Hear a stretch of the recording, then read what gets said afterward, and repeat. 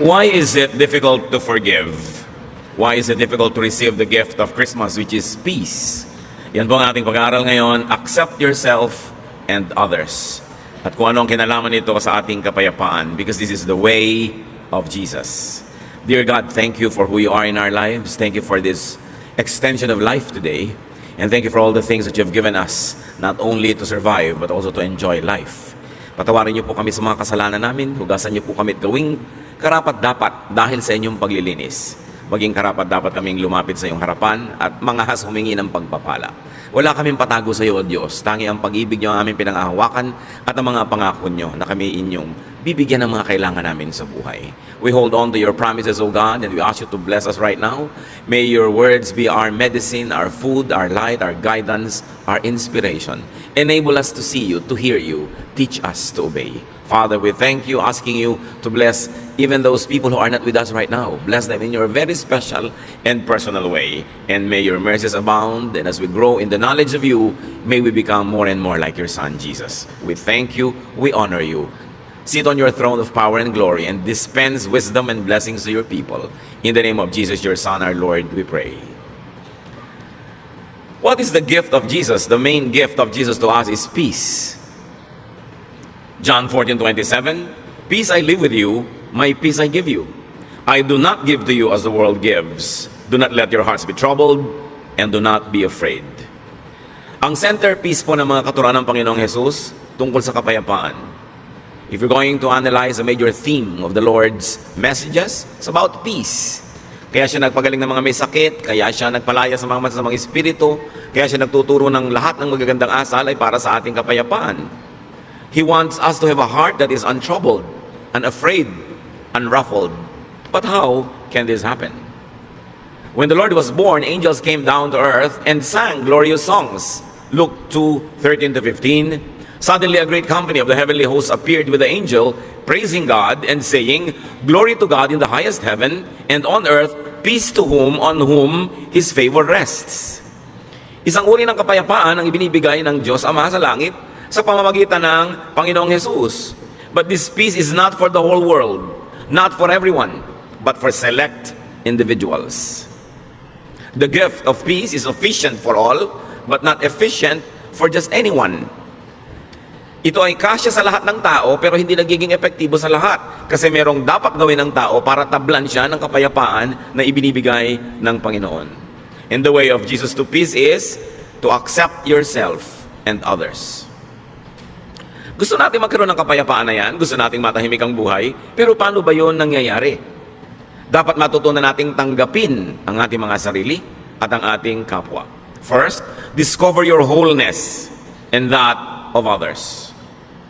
Isang malaking kasinungalingan, kulang ka, mali-mali ka, giba-giba ka, sira-sira ka. Is a lie when people are raised up to think that they are missing so many things in themselves, that they are damaged, and that they are nothing but a wreck. Genesis 1:27, so God created humans to be like Himself. He made men and women. So men are complete, women are complete, people are complete. They're whole, buo, hindi kulang. Essentially, hindi kailangang bawasan o dagdagan kasi napakaganda ng pagkakalikha ng Diyos sa tao.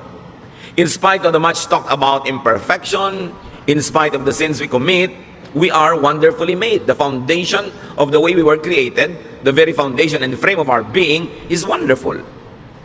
Psalm 139:14, I praise you because I am fearfully and wonderfully made. Your works are wonderful. I know that full well. So pinupuri daw nitong mga awit ang Diyos sapagkat ang pagkakalikha sa tao ay sobrang maganda, kahanga-hanga. At lahat ng ginagawa ng Diyos ay kahanga-hanga. There are two troubles, and we'll call them now troubles A and B. Trouble A is about us. It's about me. Trouble A comes when we consider ourselves incomplete. Nagsisimula ang gulo pagka ang trato mo sa sarili mo ay kay kulang. Trouble comes when we reject and do not accept ourselves. Yan ang malaking gulo. Pagka hindi mo matanggap ang sarili mo, tinatanggihan mo, tinatatwa, pinapalayas mo ang iyong sarili. When you deny and reject your genes, your looks, your unique giftedness and talents and circumstance and reality, trouble begins. Pero laging ganyan ay tinuturo sa atin ng lipunan, maging ng relihiyon. Kulang ka, mali ka, marumi ka, sira-sira ka, giba-giba ka. While up to a point that might be true because of sin, but the very foundation and frame of the human being as created by God is wonderful. Trouble comes when we forcefully change ourselves to suit misapplied standards and oppressive expectations. When you're always made to conform. Nakikita ninyo kahit sa mga subjects sa schools, may mga subject na scientific, may mga subject na creative, may mga subject na physical tulad ng PE, may mga subject na naka-incline sa mga numbers, meron naman sa mga social skills. Iba-iba ang kakayahan ng tao. Kaya merong iba yung may favorite subject, merong hindi nila masyadong favorite, merong mataas ang grade nila sa subject na yun, merong hindi dito. Bihira naman yung ang taas ang grade mo sa lahat. At yung mga taong matataas ang grade sa lahat, sa school, kadalasan sa practical life, doon naman sila medyo deficient. Sa love life ko minsan, saksakan ng talino sa school, pero pag dumating na sa pag-ibig, diba? Parang walang alam.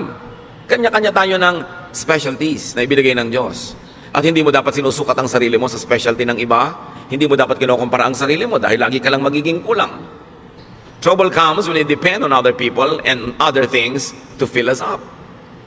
Pag laging kulang ka ang iyong pagtingin sa buhay, ang mangyayari ngayon, sasandal ka at aasa ka lagi sa mga bagay at sa mga tao para ka laging maging kumpleto. At pagka lagi na ikaw ay naniwala na kulang ka talaga, wala kang kwenta, di ka karapat-dapat, what will you do all your life? To strive to be liked, to be accepted, to be praised, to be admired, to find your value in how other people measure you. Sa simula pa lang, it's headed for disaster. Kung nagsisimula ka pa lamang sa buhay mo, nang iniisip mo na agad, kailangan mo ng ganito, kailangan mo ng ganon, kailangan mo umasa kay kuya, kay ganito, kay ate, dahil kulang at kulang ka, ano mangyayari? Lagi kang naiinggit, lagi kang maninibugo, lagi kang kulang. Sabi nga ni Shakespeare, desiring this man's art or that man's scope, with what I most enjoy, contented least. Lagi mong hinahangad yung talento ng iba, galing ng iba, yaman ng iba, at hindi mo makita yung mabuti tungkol sa iyong sarili. So ang lagi mo na lamang hinihingi sa mga tao, come into my life, change me, complete me, fill me, make me whole. At yan ang fantasy ng romance. When a girl is made to feel that she is nothing but a missing rib that has to be found. When a man is always made to feel that he has a missing rib that he has to find to complete him. As we have always emphasized, union in marriage makes you one with somebody in a partnership. But even before that partnership, even you don't have that partnership, you are one, you are whole, you are not one half. Yan ang fantasy ng romance and sometimes hindi ang fantasy ng religion. No? Nakalahati ka lang. No, nilikha ng Diyos ang tao buo. Kahit si Adan nilikha niyang buo. Sabi lang ni Lord, it's not good that he's alone. Bigyan ng kasama para mag-enjoy. Pero isa siyang taong buo. Hindi niya kailangang umasa sa ibang tao para sa kanyang pagiging buo. Anong nagiging bunga pagka tayo ay laging umaasa sa iba? Dependence. And dependence brings about addiction. Kaya yung mga taong emotionally weak, may in love sa isang tao, siyempre sa simula maganda yung pag-iibigan, pero kahit yung minahal niya naging monster na, naging halimaw, inaabuso na siya, kinakawawa, binubugbog, hindi siya makaalis. Kasi addict na siya. Kailangan ko ang tao to fill me, para niya ako pasayahin. Kailangan ko siya lagi. At pag lagi mong kailangan ng tao, what does it lead to? Possessiveness. And of course, possessiveness is caused by jealousy. Or it brings about further jealousy. Kaya yung mga taong sobrang kailangan ng kapwa-tao, seloso. Huwag kang tumingin sa kanya. Huwag kang makikipag-usap doon. Sa akin lang, sa akin lang. Kasi pag nawala ka sa buhay ko, hindi ako mabubuhay. Isang malaking kasinungalingan. Pinanganak nga, wala yung taong yan eh. At kung yung kinahuhumalingan mo ngayon, na-meet mo nung 18 ka o 24, anong ginawa mo bago mo siya na-meet? Hindi ka buhay? Buhay ka nun. Mabubuhay ka before a romance, without a romance, or after a romance. Huwag kayo masyadong nagpapaulol sa mga fantasy ng mga Valentine's cards. No? Kaya ka nagiging dependent sa tao. And when you're always jealous, you become fearful. And because this person, no matter what he does or she does, cannot really give you what you want, because what you want does not exist. It's a fantasy. You will always have frustration. Kaya ang saya-saya nitong bride, blushing bride, marching down the aisle para ikasal. After 3 months, nagngangal-ngal na. Hindi niya maibigay sa akin ang aking pangangailangan. Yun, ang tingin mo sa tao mo, taga-fill sa iyong pangangailangan. Di ba? Magngangal-ngal ka sa harap ng lahat. Dahil hindi na-fill ang iyong expectation. It leads to a fruitless and endless search. And it leads to a symbolic hell or evil spirits in your life.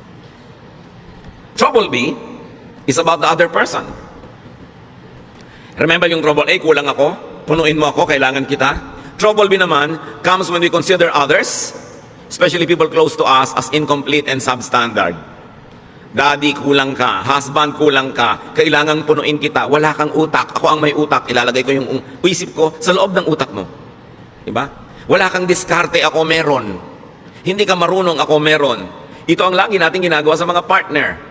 Ginagawa ng parents sa mga anak. Anak, hindi mo alam kung anong bagay sa'yo. Huwag kang mag-aral niyang arts. Walang pera dyan. Pity. No? Yung marunong pa yung magulang doon sa anak kung ano yung gusto ng anak. No? Lagi natin sabihin, akong nakakalam niyan, hindi ikaw. Ang mga sons and daughters, marunong pa rin sila sa magulang nila. Dapat ganitong palakad ng bahay natin, ganitong palakad ng ating mga pamumuhay. Mga kapatid na hindi magkasundo. No? Dahil dapat ganito ka, kamukha kita. Mga magkakaibigan. Huwag mong kainin yan, ang kakainin natin, yung gusto ko ang tama. Kulang ka, ako puno, pupunang kita. Another lie. Kasi kung puno ka, puno rin yung kapwa mo. Trouble becomes when we reject them or accept them only partially. Mahal mo lang yung anak mo kung kamukha mo.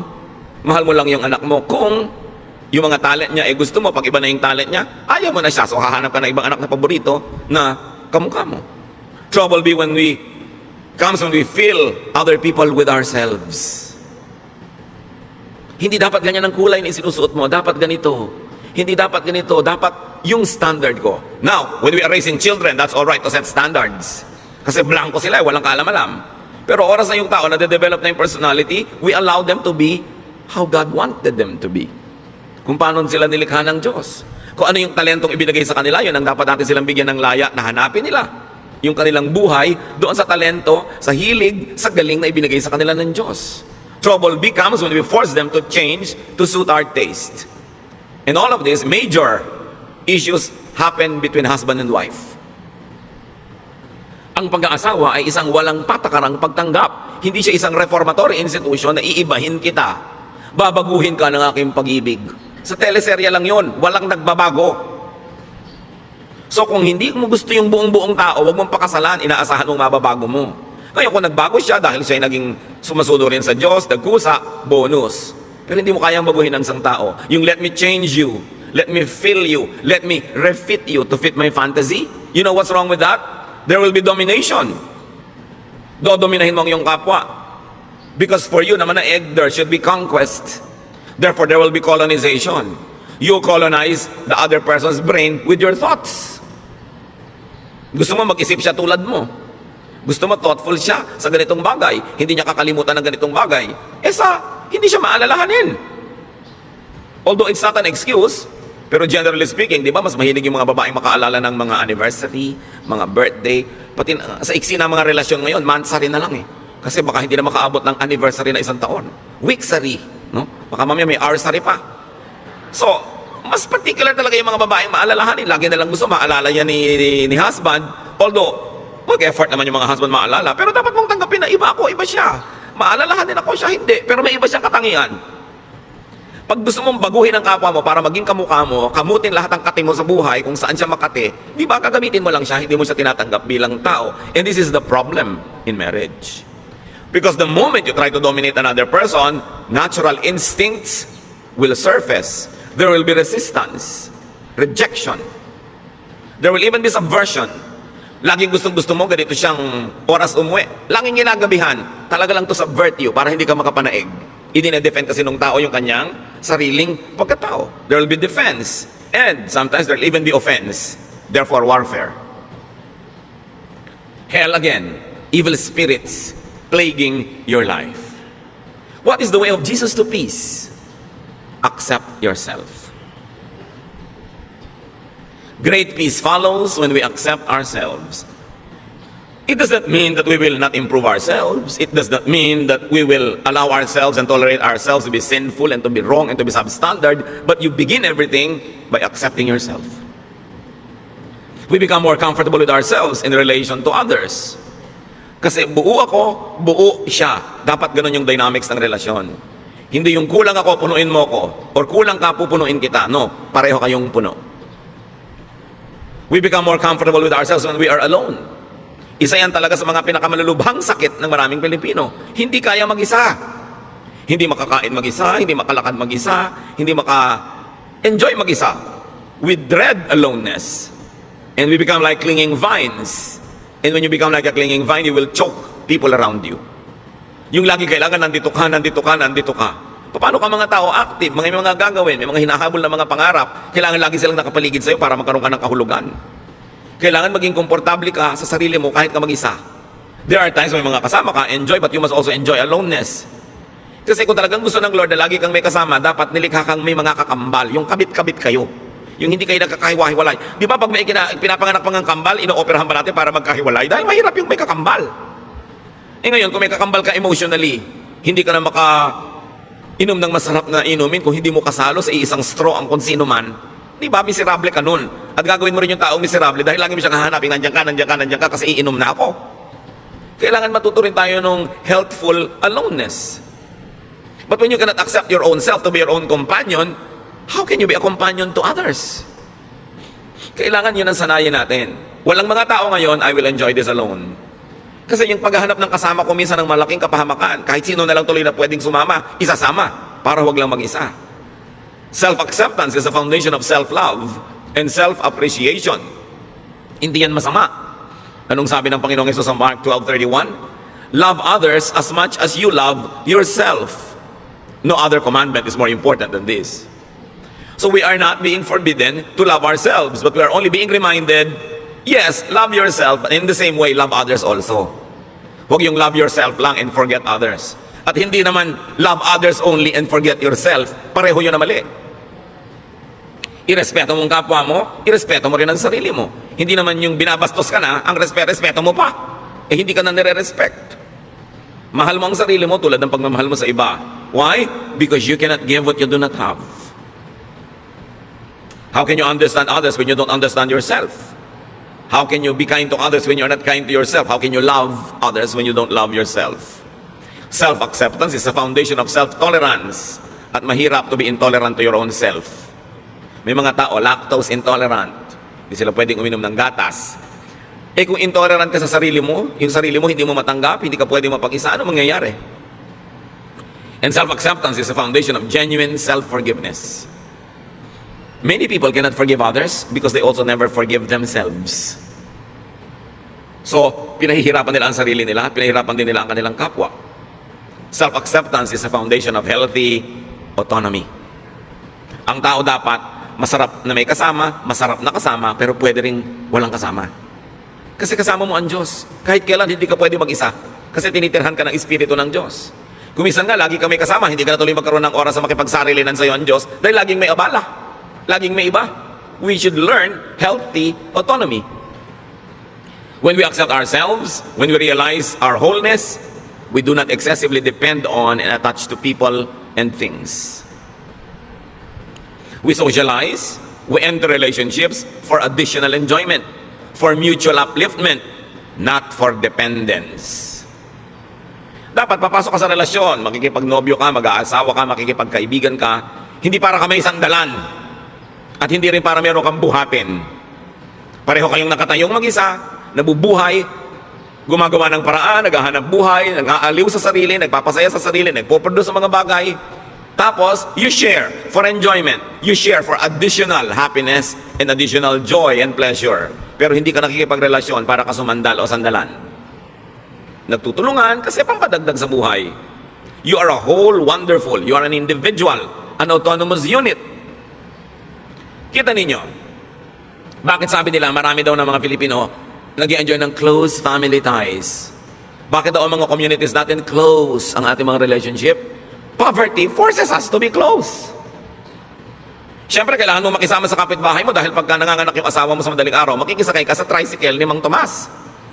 So pagka naglilinis si Mang Tomas, tutulungan mo siya, ang ganda ng samahan nyo. Pero subukan mo lahat kayo, may kanya-kanyang tricycle. Ganun ka pa rin kaya ka nice? Nakikisama ka sa neighbor mo, nagpapadala ka ng ulam pag nagluto ka, para pag nagluto din siya, mapadala ka. Pero kung lahat kayo bumabaha sa pagkain sa inyong mga kusina, will you still be that close? Close sa mga magkakamag-anak, magmano ka sa tiya, mangupo ka, kasi makikitira ka sa kanya pag nag-aaral ka ng college. Pero kung may kanya-kanya kayong bahay, ganun pa rin kaya ka nice? Dapat ganun pa rin nice or better. Doon mo lang malalaman na nice ka talaga. Kasi nice ka hindi dahil lang umaasa ka o sasandal o may kailangan ka sa kanya. Kaya tingnan nyo ang nangyayari sa mga komunidad na yumayaman at umuunlad, nababawasan yung pakikipagkapit-bahayan, which is negative. Dapat hindi ganon. Kaya si Aling Junisha ayaw tumira sa Forbes Park. Ang tataas daw ng mga pader, wala daw kapit-bahay. Siyempre kasi hindi mo naman kailangan ng neighbor mo, may kotse ka, kung may pangangailangan ka, may sarili kang gym, may sarili kang ganito, may mga katulong ka. You don't need to be nice to your neighbors. But poverty requires you to be nice. Poverty makes people stick to each other. Now, translate that to emotional poverty. When you're emotionally poor, you always want people around, you will cling because you need and you want help. Kaya dapat mapayaman mo yung sarili mo emotionally to the point na, I don't need you to live, but I want you to be around because I have a lot of love to give to you and because you are nice and I enjoy your presence. Pero hindi dahil hindi ko po maiwan ang asawa ko kasi wala po akong hanap buhay. So kung meron ka pala, iniwan mo na matagal na, no? So hindi ka lang nandyan dahil love mo siya kasi nakasandal ka.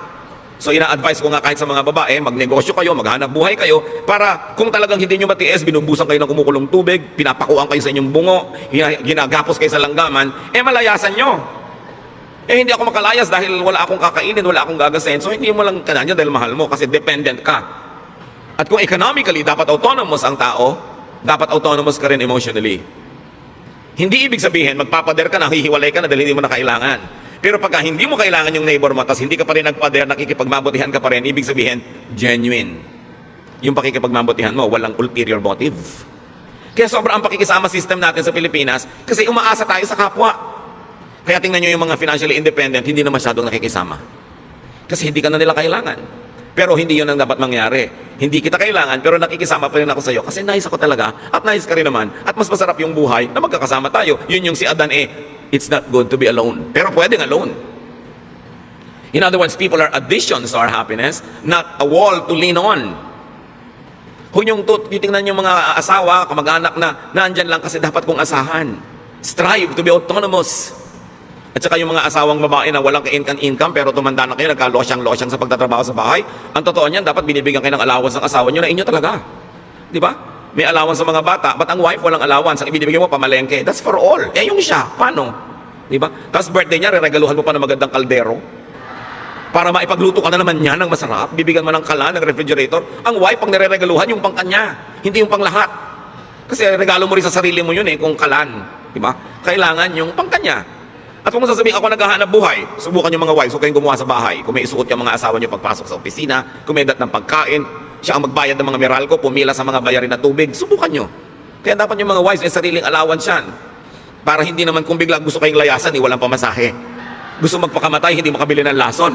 Kasi talagang walang kapera-pera. You should strive to be autonomous. So that you say, husband, I stay because I like, not because I need you. Not because I depend on you. It's a distorted kind of relationship. So poverty reduces people. Emotional poverty also reduces people. Kaya dapat pinapaunlad mo yung buhay mo economically, pinapaunlad mo yung buhay mo emotionally, kaya mong tumayo sa sarili mong mga paa kasi nilikha ka ng Diyos buo.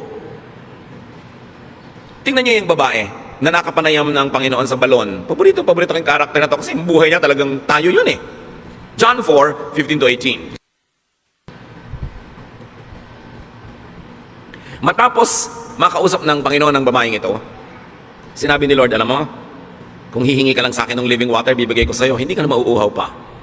The woman said to him, Sir, give me this living water so that I won't get thirsty and have to keep coming here to draw water. He told her, Go, call your husband and come back. I have no husband. She replied, Jesus said to her, You are right when you say you have no husband. The fact is, you have had 5 husbands, and the man you now have is not your husband. What you have said is quite true. Bakit inungkat ng Panginoon yung tungkol dito sa mga lalaki sa buhay ng babaeng ito? Kasi sabi ng babae, bigyan niyo po ako ng living water. Yung hindi na ako mauuhaw uli. I want this living water so I won't have to be thirsty again. So the Lord had to tell her what she did not need. The point Jesus was making, the woman had been deceived into believing that she was incomplete and that she needed men to complete her. Sabi niya, gusto mo maging complete? Tanggalin muna natin yung mga abala sa utak mo. Tawagin mo yung asawa mo. Yung wala pa ako asawa. Tama ka. Kasi yung 5 lalaki nagdaan sa buhay mo, hindi mo mga asawa. At yung lalaki na yung nasa buhay mo, hindi mo rin asawa. Bakit ang dami mong lalaki sa buhay? Kasi akala mo, hindi ka mabubuhay ng walang lalaki. Kaya nakaka-anim ka na.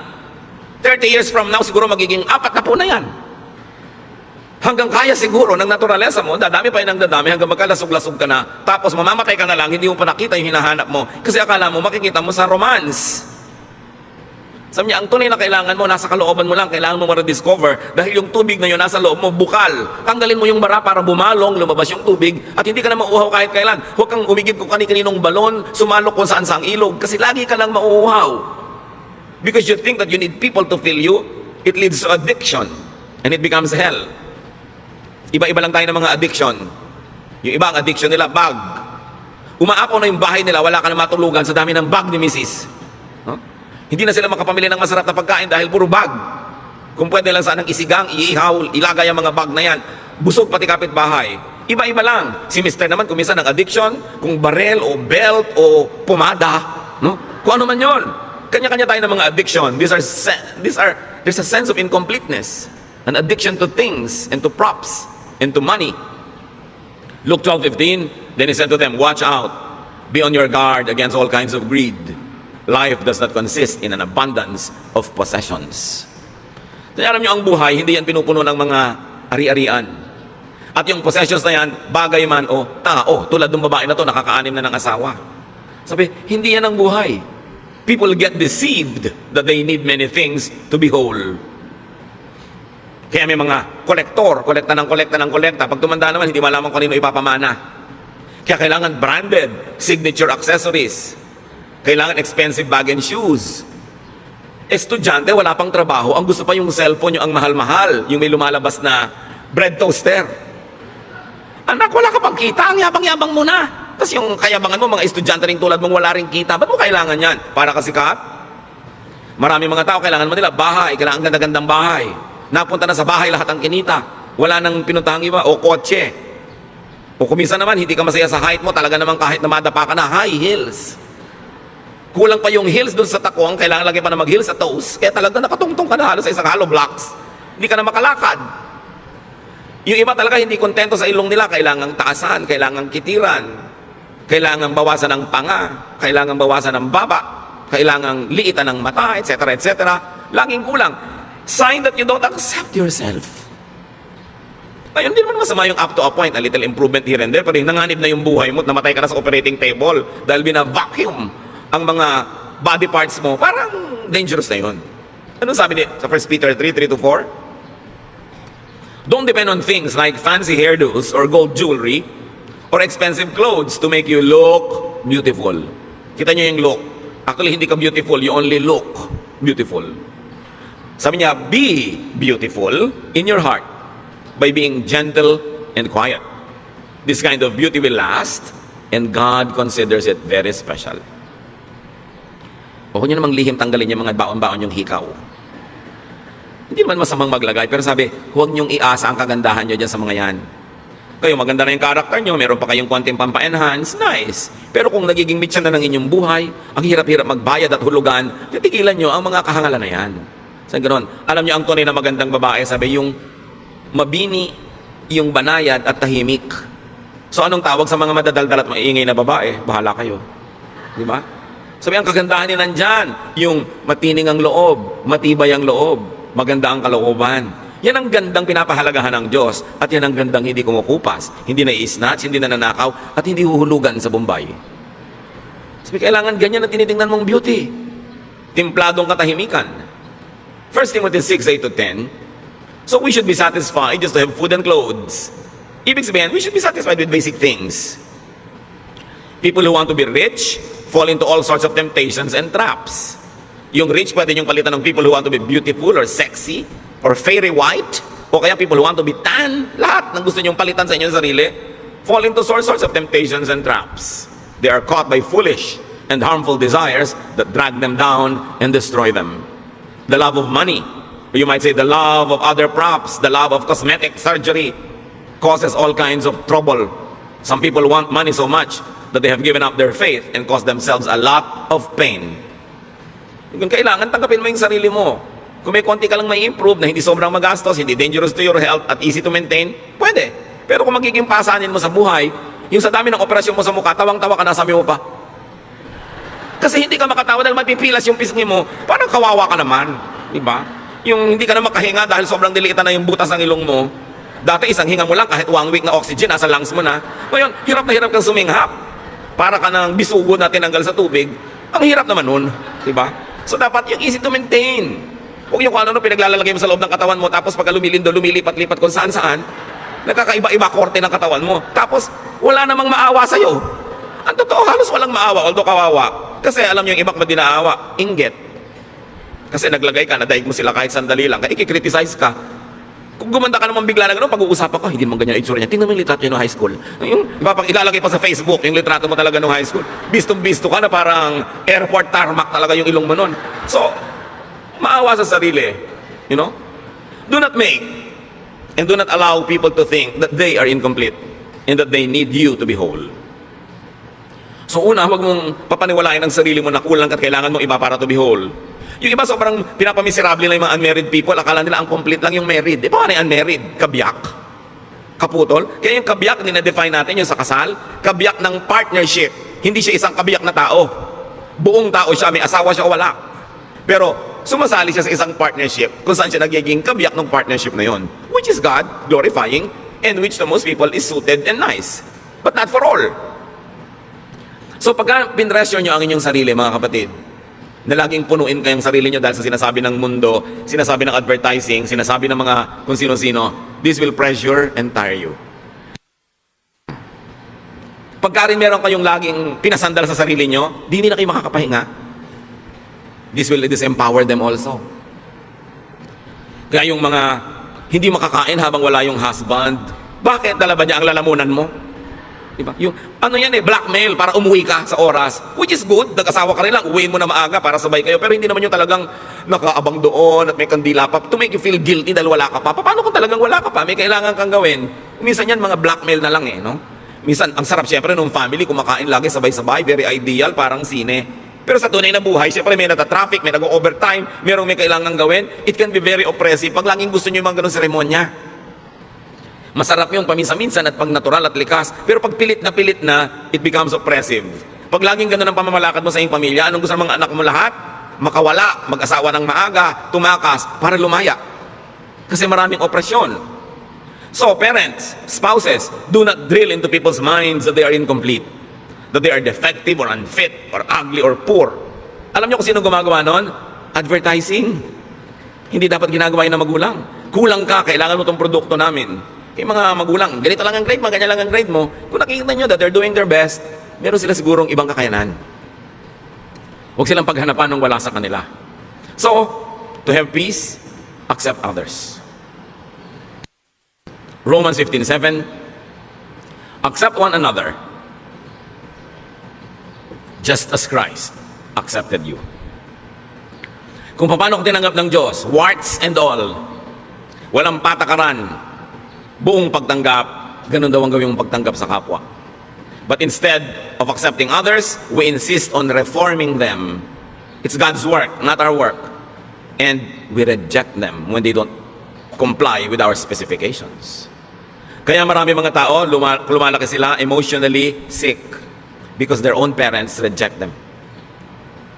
They are compared with another sister or a cousin or a classmate or a neighbor and they feel rejected.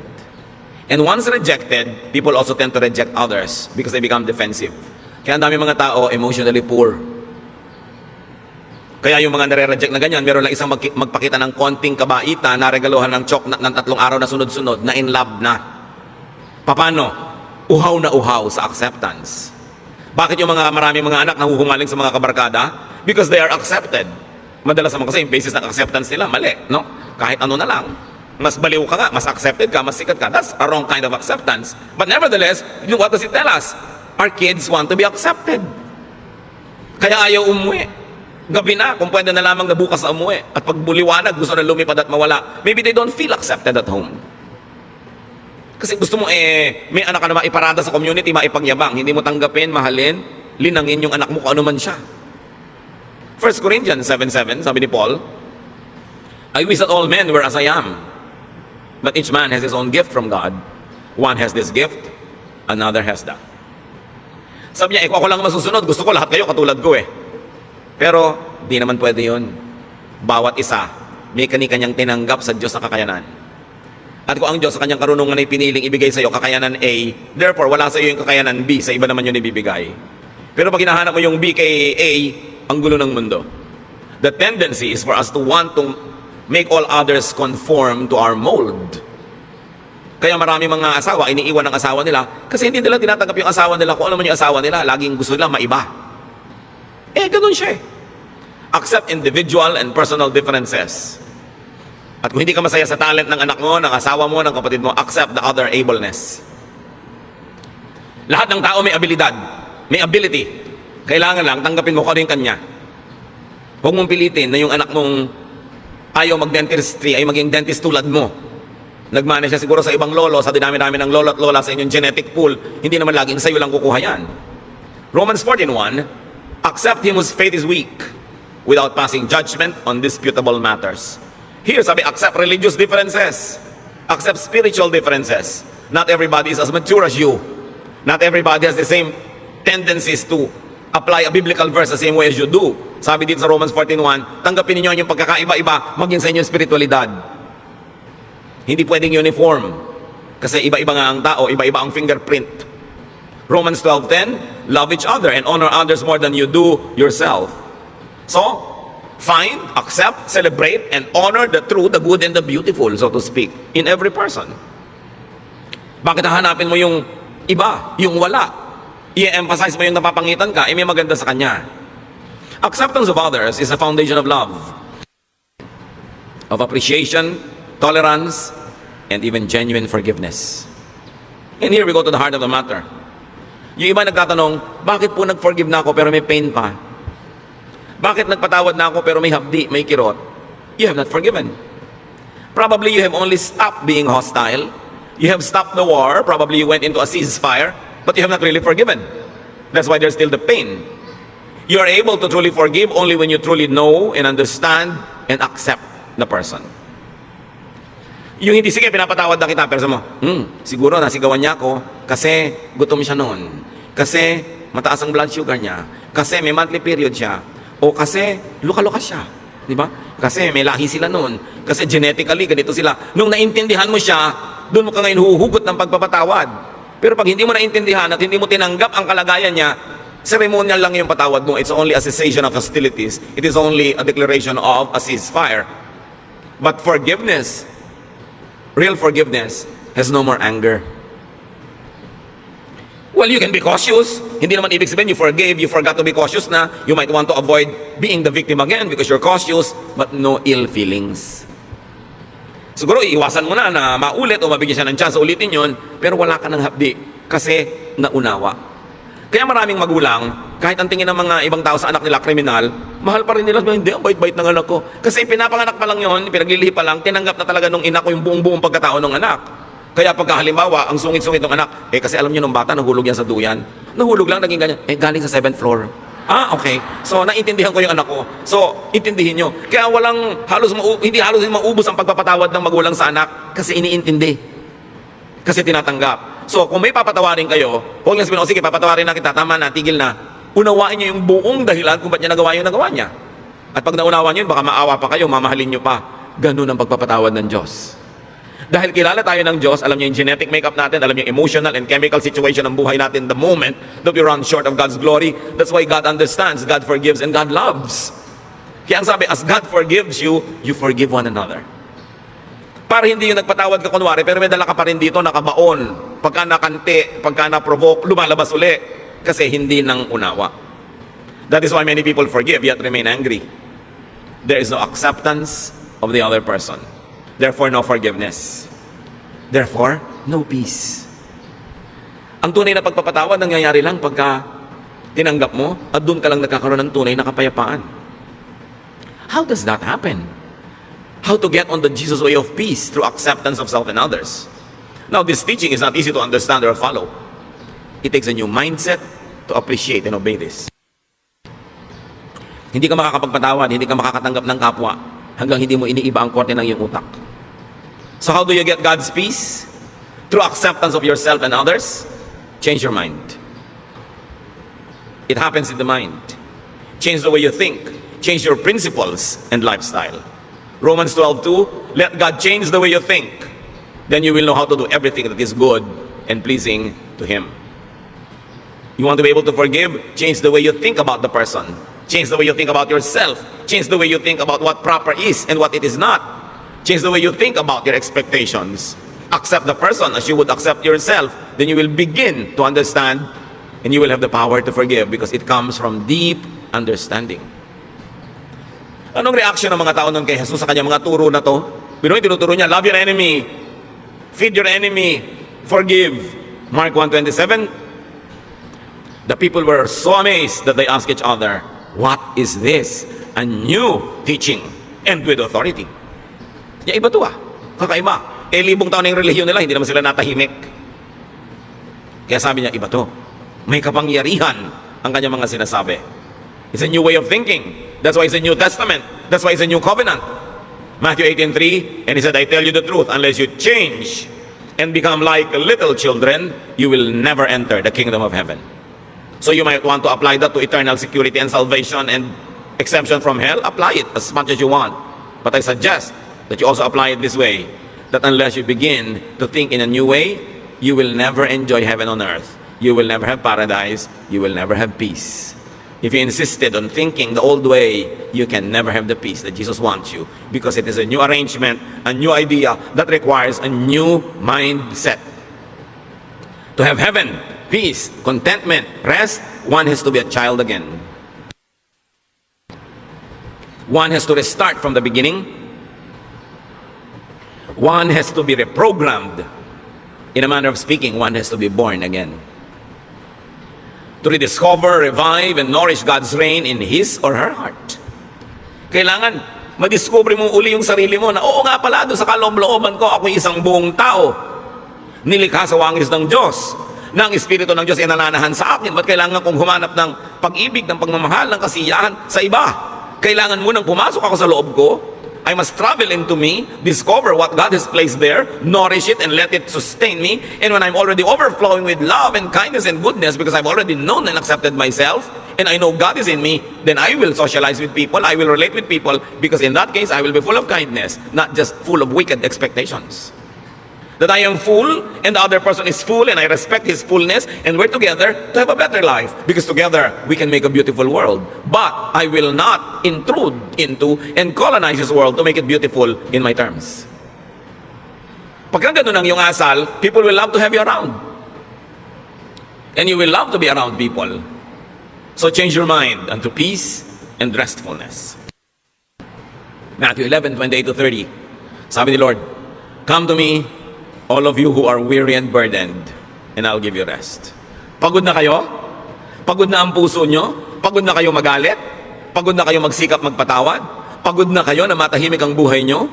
Pagod na kayo sa paghahanap ng mga pangarap nyong pag naabot nyo ay biglang naglalahong parang bula? You're tired of chasing rainbows? You're tired of repairing all the broken toys in your life which never get fixed?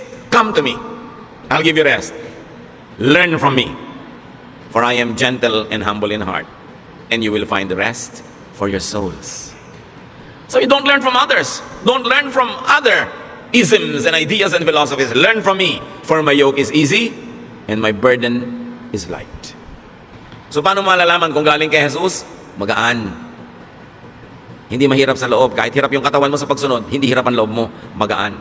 The kingdom of God is restful, easy, and light. So peace, restfulness equals heaven on earth. And it is in accepting yourself and others. Habang hindi mo tinatanggap ang anak mo, asawa mo, magulang mo, kapatid mo, lagi kayong magtutunggali. Lagi kayong magko-contest. Mag-uunahan kayo kung sinong masusunod, kung sinong mananalo, kung sinong mananaig. Stressful yan. Hindi ganyan ang buhay. When you accept yourself, you relax. You become less demanding and suffocating. And you become nicer and more open, more accepting. And when you accept others, you also relax. You become less intrusive, less judgmental and demanding. You become more forgiving.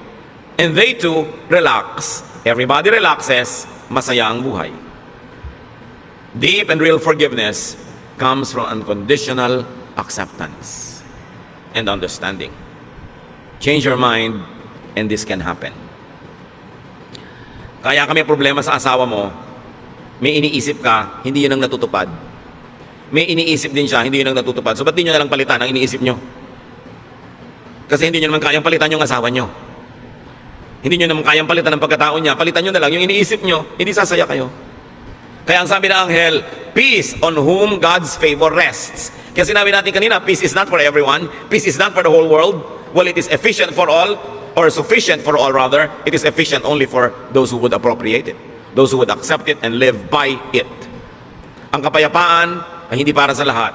Ito'y para lang doon sa willing na baguhin ang kanilang pamamaraan ng pag-iisip, baguhin ang style nila sa buhay, tanggapin ang mga sarili nila and improve from there, tanggapin ang kapwa nila, hanapin kung ano yung totoo, maganda at kaibig-ibig sa kapwa, contribute goodness to others but do not colonize their minds, then there will be peace on earth. Ano mga kapatid? Ang hindi nyo matanggap tungkol sa sarili nyo, hanggang ngayon,